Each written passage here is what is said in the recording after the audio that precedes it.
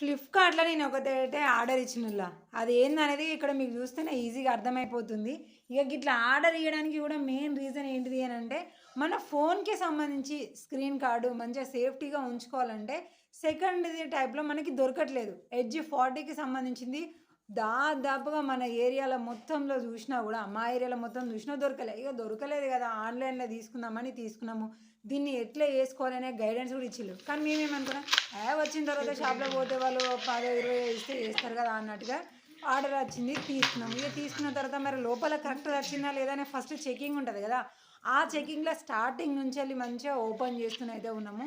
చూడండి దీన్ని ఎలా మెయింటైన్ చేసుకోవాలి, దీన్ని ఎలా ఎయ్యాలి, ఆ గ్లూ ఎలా పెట్టేసుకోవాలి అనే మెయింటెనెన్స్ అంతా గూడా ఎలా అనేది స్టెప్ బై స్టెప్ మనకొచ్చింది. సో, ఇదేంటంటే మన ఫోన్ మంచిగా కేర్‌ఫుల్‌గా ఉండడానికి పలిగి కింద పడ్డా గూడా మన స్క్రీన్ కార్డ్‌కి ఏం గాకుండా ఈ స్క్రీన్ కార్డ్ అనేది ప్రొటెక్ట్ చేస్తది. అంత స్ట్రాంగ్ అయింది అన్నట్టుగా మనకైతే బోలెడన్ని చెప్పిళ్ళు. అందుకనే తీసుకున్నాం. చూడండి ఇగో ఇందులో మనకి స్క్రీన్ కార్డ్ వచ్చినాక స్టార్టింగే ఇంత పొడుగు గీత అయితే మీకు కనపడ్డదో లేదో గానీ, ఇక్కడ నుంచి అలా అక్కడికి ఎత్తెత్తే కదా మొత్తం పలిగినట్టు అన్నాడు. అసలు ఈ స్క్రీన్ కార్డ్ ఉంటేనే ఫోన్ సేఫ్టీగా ఉంటది, పలగది అని అంటారు. కానీ ఇది ప్యాకింగ్ లోపలనే పలిగింది పెట్టి మనకొచ్చింది. ఎందుకంటే మీరు గమనించండి స్టార్టింగ్ నుంచెల్లి ఎక్కడ ప్యాకింగ్ అనేది ఏ డ్యామేజ్ లేదు.